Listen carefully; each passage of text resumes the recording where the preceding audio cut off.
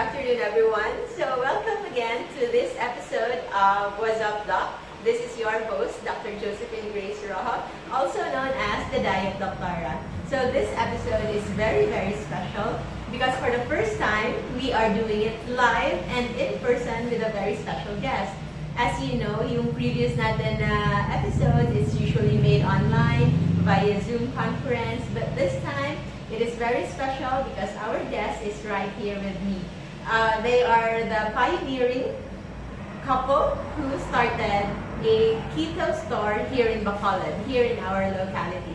So to fast track this episode, let me introduce to you Miss Jean and Mike.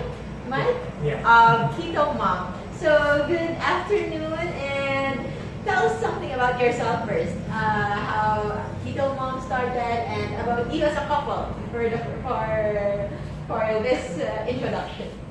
Okay. Hi everyone.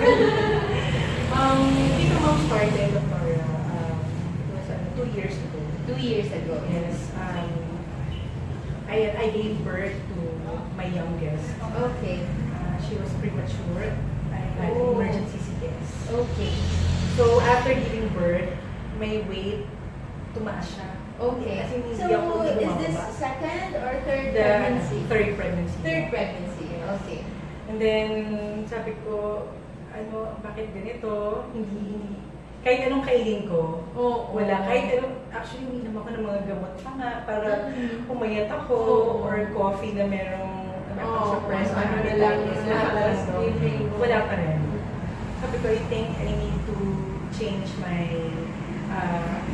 Parang something's telling you na you have to do something, but as to exactly what, or as to exactly ano talaga yung specific, yun yung nag-drive sa'yo to I heard about keto already though. Okay, Pero takot okay. ako.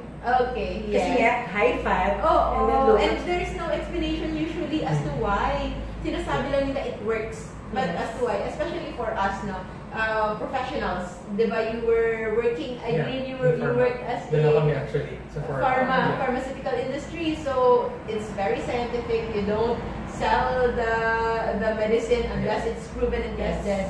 So I know the apprehensions na hindi pwedeng just because sinasabi na it works, you will just follow right away. So you have to know the science behind it, and you have to test it yourself. Yes. And then you tested it yourself? Yes.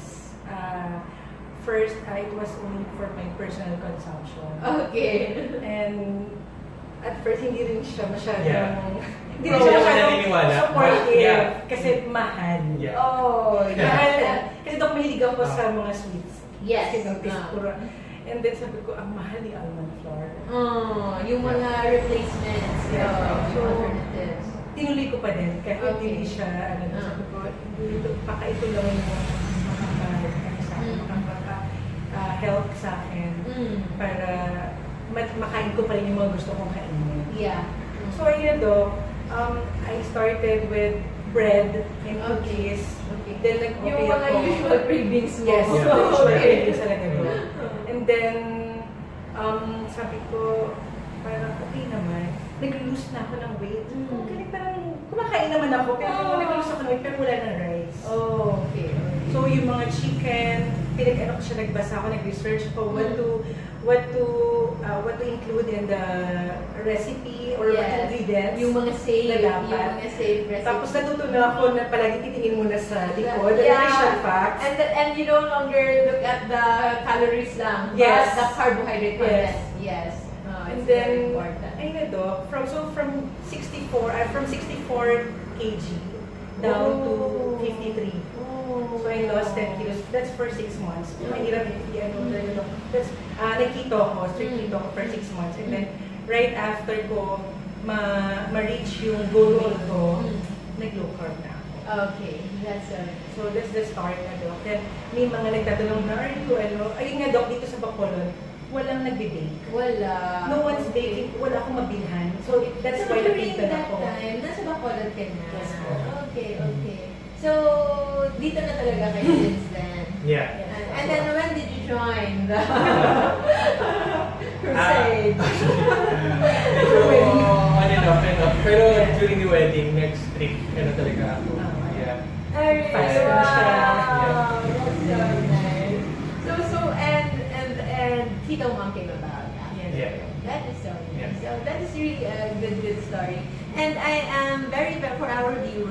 very, very honored to be here. Dahil, eto nga, di ba sabi nila, there is this something like probinsya mindset, na kapag nasa probinsya, parang behind, parang walang ditong ganyan. But no, here, Tito Mom is known nationally talaga. And I'm very, very proud na nandito sila sa Bacolod. And although right now, meron na din na gumagawa ngayon, but exclusively pure keto, it's only Keto Mom. And I'm happy to be here because it is something that I also advocate and something that is very close to my heart. So today, I brought the books. Kulang nga lang, but the most important one is the first one. It's the Perfect at Last Weight Book 1. Yung subtitle niya, An Evolutionary Perspectives Guide in Attaining an Ideal Body Weight, the Fastest, Most Natural Way. So it's focusing on evolutionary side. Why evolutionary? First, I'm a graduate of psychology in college. So I am really interested to how we started as humans before. And I learned na hindi pala tayo kumakain 3 times a day.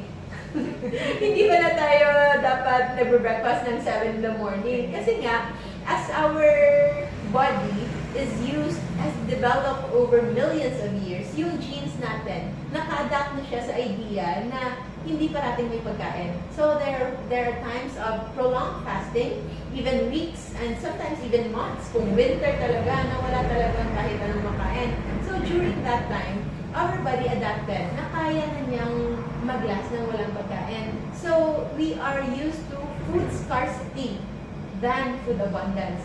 And the illness that we have now, that you experienced before, even obesity, wala kang mommy na nakikitang obese, wala kang makikita mga archaeological facts, although facts na tutunaw, but signs of obesity and signs of lifestyle diseases like diabetes, hypertension, all those, wala yan noon. It's basically because yung body natin mas sanay na hindi masyadong kumakain all the time.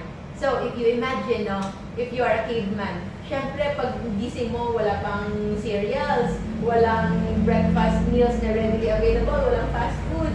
So, you have to go walk for miles just to look for food, to hunt.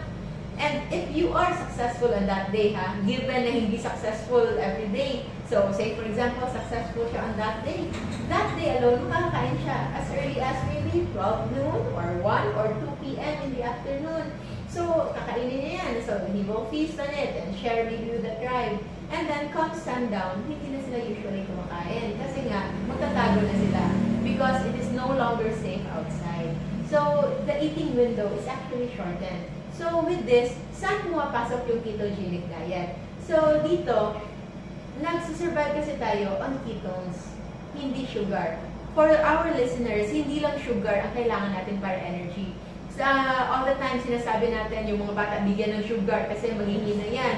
And we know na a little na sobra, magsusugar rush yan. But sa totoo lang, hindi lang sugar yung source of energy. In fact, the cleaner form of energy are fats. And it will be converted into ketones as energy. So, nag-activate yan usually after prolonged period na walang kinakain or nagpa-fasting ka. But fortunately, we are in these modern times na naka-invento na ng mga pagkain, na-hack natin yung system, na kahit hindi ka nagpa-fasting, you can still go into ketosis. Ketosis meaning your body is using fats as fuel. Fats from your own body and fats coming from your food, as long as you take in fats. So those fats, yun yung nag-trigger para yung cycle ng fat burning tuloy-tuloy. Okay? Kasi yung sabi nila, ano yung pinaka-misapprehension sa mga tao, di ba kahit ikaw nga, takot kang mag-start kasi fats yung parating kinakain. Yung iba, paano ka mag-burn ng fat when you are eating fats? This is because hindi yung nagbibigay ng signal para mag-burn ng fats ay hindi ang fats, but the carbohydrates. The moment na you take in high carb, the moment you take in, kahit tinapay lang yan, it will instantly stop your body from burning fats. So naturally, yung body talaga natin, nag-burn siya ng fats. But because it is unnatural, hindi natural para sa atin, para sa atin na mag-take in ng carbs. Because by nature, kumakain lang sana tayo ng carbohydrates na this much during harvest season lang. Which is harvest season, fruit season, na wala pang fertilizers, walang GMO, walang export-transport, walang export-import ng mga products. So, kung kumain man tayo ng fruits or ng carbohydrates, it should just be once a year. That's a period of feasting in preparation for fasting. But right now, anong nangyayari? Kahit yung fruits natin available all year round, and even not local fruits, yung mga grapes, strawberries, all those available na sa atin. Although exemption yung strawberry kasi pasok yun sa low carb, di ba? So for our viewers right now, I would just like to inform you na hindi lang, kung hindi nyo pa kaya mag-fasting, it's not the only way to be healthy. You can also get a trick. There is a trick, and that is eating low carb. So for you, ano yung usually yung mga sinaserve, as what you've learned, I'm sure before you started all this, nag-research din kayo. You have your own personal researches, you have your own personal testimonies. Like for example, as to meat, anong alam niyo sa meat na good, na approved talaga sa keto or low carb? Human sprouting. Yes, fortunately, the more fat, the healthier it is. So, ano yun? Baboy. Yes, Yung beef fat na noon, sinaseparate natin. Pwede na kainin ngayon. Chicken, all fish, and the fattier the fish, the better. Salmon. Kabaliktaran lahat to. Kabaliktaran. Kinakatakutan nila na yun pala yung... Oo. It's because, sadly, yung medical field, although the doctors always give the best medicine, the best advice to the best of their knowledge, unfortunately, yung nag-feed ng knowledge, hindi siya ganun ka, sabi natin, altruistic or ganun ka innocent. It is funded usually. You know, we are not saying anything against your previous companies, but we know that million-dollar food industry na high-carb processed foods and pharmaceutical industry are the ones benefiting from the lifestyle na recommended ng current guidelines ngayon. And those guidelines are something na we hope na hopefully ma-change, no? Kasi yung guidelines natin ngayon, anong promote nila? Hindi nila sinasabing high carb, but low fat. So, kung low fat mo, saan mo kukuha? Automatic, pupunta yan sa carbohydrates and proteins. And proteins, usually, people don't overeat it as well. Kasi nga, you can't eat so much of it then. Kasi it's very, mauumay ka. And it's something also that is not recommended. Kasi, in general, kailangan natin ng protein sa katawan natin. 1 to 2 grams of protein per kilogram of body weight lang. So, ngayon, 53 ka. If you're not active, like hindi ka naman nagmamarathon, hindi ka nag-weightlifting, 1.2 or roughly 1.5 grams of protein per day is actually enough na. So, anong size nun? 100 grams of beef, parang 1 matchbox ata yun. So, parang 1 matchbox, actually enough na yun. So, we can really see na we've been eating too much talaga. We've been eating too much talaga. So, as to fruits, anong fruits na usually nasa-serve dito or included in your menu or ingredients? Actually, strawberry. Strawberry. Cucumber, yes. Yes. Blueberry, but Blueberry. just a small amount. Is your blueberry yung canned or yung hindi na sa syrup? Yeah. Oo. Well and dry. Kasi yung may syrup, sobrang May sugar. Yung may own, ano na lang do? Syrup. Yes. Okay. Para sa Start from very scratch hectic. talaga. So it's very, very hectic, no? And sa iba, yung sinasabi nila, yung sabi niyo, is expensive, it's costly. But if you think about it, kailan ka mag-spend ng money for the food that you eat that is nourishing your body now? Or are you gonna wait na magkasakit ka?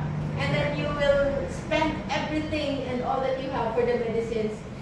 Lately, my brother was hospitalized, so I have to buy some medicines for him. And parang nakakalungkot isipin, I have this, nakasabay kong bumili, elderly man, I think mga 60, senior citizen na, bumibili siya ng gamot ng kanyang asawa. Isang bag full of medicines. Sobrang dami. Yung listahan niya, sobrang taas. All maintenance. And all those just to keep his wife alive. And for sure, yung quality of life nun, it's not that good. Kasi nga, hindi na nga niya magawang bumili. It's only the husband that's buying. So, if it's keeping you alive, but as to the quality of life and as to how long, iba pa din. Iba talaga when yung mga doctors like me and all other doctors, they always say na prevention is better than cure. But di ba kapag nag-ask ka din sa doctor mo, what do I need to do? Sasabihin niya parata, you need to lose weight. Basta how to exactly lose weight, seldom lang nakakala. At least the young doctors nowadays, and some of the older doctors are now open to it. But majority pa rin ngayon, hindi pa rin talaga ganun ka-open. So, I'm very, very happy kasi before I learned about this, before pa ako na-learn yung Keto Mom and all other stores opening, parang it's your battle against the rest. Then we also felt that way nung una. Parang, ano ba to?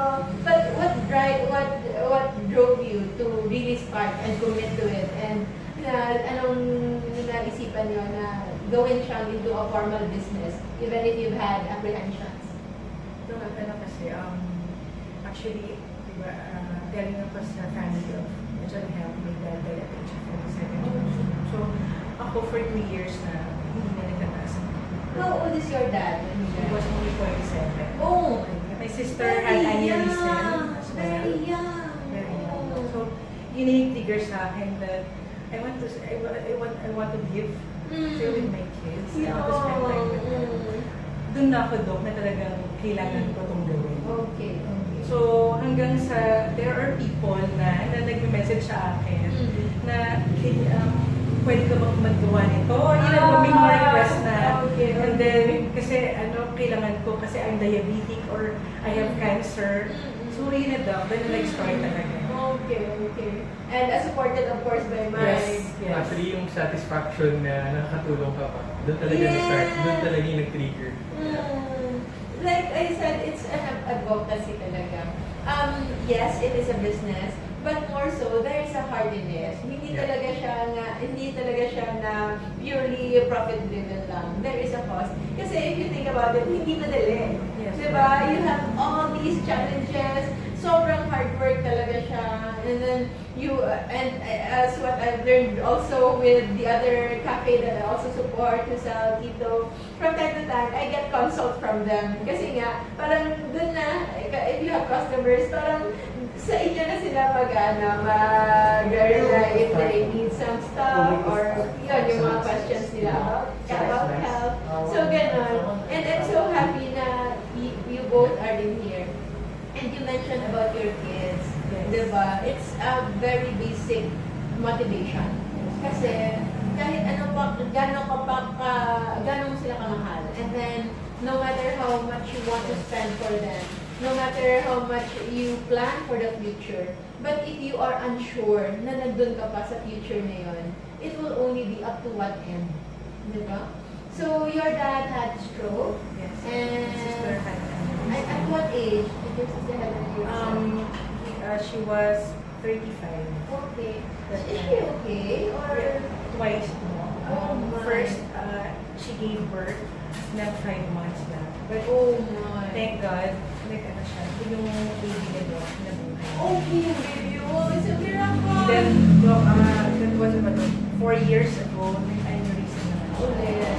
So, ngayon, parang actually, I'm teaching them what food to eat. It's okay to eat fast. But just don't mix it with... Yes, yun yung sinasabi ko talaga.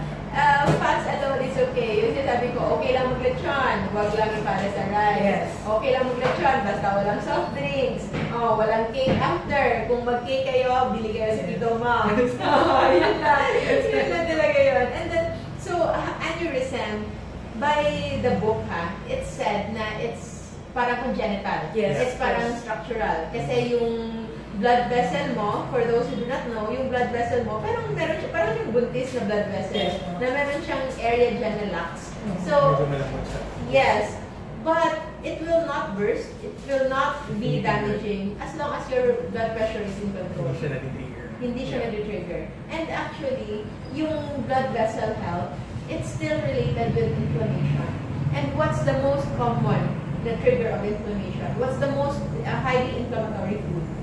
Balik-balik lang tayo. It's still sugar. Sugar talaga yan. For others, baka nabigyan na sila sa akin, pero bahala kayo dyan. I will keep on saying it. Yan ang sinasabi nyo. Yung mga sinasabi ko, paulit-ulit yan hanggang hindi ko nakikita na yung mga tao ay sumusunod or at least been knowledgeable about it. At kahit hindi sila sumunod, at least they know. Yung akin lang naman, yung I feel bad kasi for those people na who really wish to improve their health but they are following the wrong protocol. Sobrang sad. Yung sinasabi niya, yung mga people na kaya nilang mag-say no sa mga matatamis, di ba? Grabe discipline yun. Kasi ako, hindi ko kaya yun. And yet, kaya nila. But they are not saying no to rice, to breads, yung sinasabi. Hindi na lang ako kumakain. Ano na lang, biscuits na lang. Huwag na natin sabihin yung brand. Kasi sinasabi nila, may commercial pa, bawal magutom. Dapat ready sa packet anytime. Yeah. Ganon. So, no, yun, it's disheartening na may mga tao na gustong-gustong talagang mag-improve na health, but hindi nila alam. Yeah, I used to joke na yung flakes na yan. It's like eating one rice. Mag-rice ka na. Kasi diba sabi niya, ang diet namin is crackers lang. Yeah, and then kung babasahin yung nutrition facts niya, it's actually eating a lot of rice. So sabi ko, okay, same pa. It's actually worse Yes, kasi yeah. yung we have this saying na not all carbs are created equal. Yeah. Okay, so to be fair whenever we talk about carbs here, hindi kami nagsasabi na lahat ng carbs. Kasi totoo lang yung gulay, kahit yung malunggay, carbs yan. But it's very, very low. Trace lang ng amount of carbs. And the carbs that we are saying here are what we call the high glycemic index foods. So what are these? These are carbohydrates na kapag kinain mo, yung blood sugar level mo nag-shoot up talaga. And comes along with it is the shooting up also of your insulin. And that insulin will do all the drastic effects. Kasi by nature, kapag hindi ka na baby, at hindi ka na growing child, at hindi ka buntis, you actually don't need insulin that much. Basal insulin level lang. So, welcome back. Speaking of almond flour, so those are one of the basic ingredients na yung mga chefs and bakers natin when doing keto. Okay, so Miss Joy will show us few of her creations, the special ones, the ones that you will eat after. So, sorry na lang sa mga hindi pa nakakatikim dyan. So, Miss Joy, go ahead. Okay, we'll start with my first ever cake. Siyempre, lahat tayo favorite natin ng chocolate cake. Yes. This was my first chocolate cake. And then, siyempre, hindi na ako nakontento sa chocolate cake. Ang mga pang-ibang cake. We had carrot cake. Yes. And then, we also have the Basque burnt cheesecake. Yes. And since I was craving for the ube, It's also one of our family's favorite so, talaga. and with the leche flan, I created one low carb version. The ube custard cake. Okay. So that is really, really good. So what else? So these are the basic cakes na, but we have other desserts. Yes, the other desserts are, ito yung pinakauna ko talaga sa desserts, ang blueberry cream cheese muffin, the cheesecake brownies, the donut, and crinkles. A lot of my customers were asking, hindi ka ba gagawa ng crinkles? So sabi ko, sige, try natin. Sobrang staple kasi ng crinkles sa Bacolod. Is it from Bacolod? The ones asking, hindi. Mga taga Bacolod din ba? When I was in Cebu, I've been in Cebu for 10 years, right? Parang hindi, although yes, may crinkles, pero like the cravings of crinkles or yung mga, parang wala pa siya. Pero dito, parang it's a must siya na dapat may crinkles talaga. Okay. So, I ended up with dark chocolate, and then the dark chocolate talaga is... yeah, you're a chocolate lover. Yes. No, I am too. So, syempre, Doc, hindi mawawala yung breads kasi breads are my favorite, pero it has to be low carb, of course. Yes. No. So, first, ang first ko na bread ang pandesal. Pandesal. Along with the peanut butter. And you're a coffee drinker? Not really, Doc. Not much. Not much. Okay, Not okay. much. And, syempre, Doc, no, to pair with the pandesal talaga is coffee. Oo, kasi yun eh, yung ibang nga sasabi, hindi naman ako gusto ng pandesal lang. Pandesal lang. Like ako okay, pero consider na yun. For this one, this is a go-to, okay, pandesal dito. And then, a lot of people in Bacolod were already in hype na ang ube cheese. pandesal. So, sabi ko, pwede ba ube? So, I think, yeah, pwede, basta in moderation. Yes. So, I created one with, but it has cream cheese inside, not the cheese. So, this is ube cream cheese pandesal. It's better. And then, I created one pa na mas mababa pa na carb, which is the cloud bread with 0.6 grams per piece. Yung cloud bread talaga, it's something na masosolve na yung craving mo sa bread. Kasi from time to time, naghahanap talaga tayo nung, ano yun, yung bland tasting, yung parang yung mga walang masyadong lasa. Yes. It's just something that we can chew on, to pair up with, kasi mahilig tayo sa mga karaman, mahilig tayo sa kahit anong dips na savory. That's right. So, kailangan siya i-neutralize with something na medyo neutral din or bland tasting. So, cloud bread is really, really good. Yes. Siyempre, Doc, may comfort food. Yeah, so yun nga sabi natin, lahat ng ito came from Miss Cravings, Jean's yes. craving. So, the need to satisfy that craving without jeopardizing our health. Kasi we are promoting a low-carb keto. Okay. So, yung story ito was, we had, out of town kami. So, ayoko nang bumili ng chips. Road trip, no? Kasi mahilig tayong kumain. At the same time, Netflix, no? Netflix. So, gusto ko, May kain ako ng pinapakain yes. ka. So, with this, sabi ko, I want to make chips na talaga. Paano talaga. And then, a dip. Hindi ako bumubuhay ng walang dip. So, for others, kasi we are used to like popcorns, chips, and even nuts. Although nuts are somewhat okay in low carb, but very in moderation lang kasi it's starchy. It's not directly glucose, but it's starch or a complex carbohydrates. Now, when we eat too much, it will still increase your blood glucose and still can increase your insulin. So, peanuts are okay as long as it's in moderation. So speaking of peanuts, we have peanut butter. So, I have, plain and chocolate flavor. Wow. Kasi some customers are asking, hindi ka ba gagawa ng chocolate? Oh. Okay, let's make. Madali akong kausap. hanapan natin ang paraan. Yes, kaya napabili na kami ng malaking equipment for us to make your peanut own butter. peanut butter. Yes. So the safest kasi na food that you can eat, no, are the ones that you make on your own. Yes, Kasi that's right. you know the ingredients Ingredients. so well. Kasi when you do processed or you just eat outside, marami yan, hindi mo alam kung ano mga added yan. Kasi yung iba, hindi mo lang alam, pero masarap. If you don't question it, yes, it's masarap. But sometimes what makes it masarap is the sugar. Yes. May sugar yan. But when you do it on your own, or you get it from the ones that you trust, like Tito Mom, so it's really good, it's really safe. So we are done with desserts and some snacks. We also have another snacks. So Yeah, the chicken wrap dog. Chicken So wrap. this is made up of a keto wrap. I call it the keto wrap. Mm-hmm. And same with the Sa beef quesadillas. beef But this quesadillas. one is actually, yung chicken wrap is my mom's recipe. Bata pa kami, pagka mag-out, may pupuntahan yung kami. spread. Yes, yung ang spread. Okay. So, in-incorporate ko yung spread. And That's so yung nice. ingredients pinalitan ko ng, of course, keto-friendly and low carb. Okay, that's so nice. I'm sure your mom is happy, and it's something also na Yes. like may remember, part talaga siya kahit right. is she based in Manila? Manila. Okay, Manila. and you're here in Bacolod. Kaya natuwa sila nung even my brother in Australia, nung gumawa ko niya. Pwede maging, of course, pwede maging dito, basta gagawa lang natin ng paraan. And this one's dog, this is my husband's recipe. The Tito Dad to. Yes, it's Tito ito dad's recipe.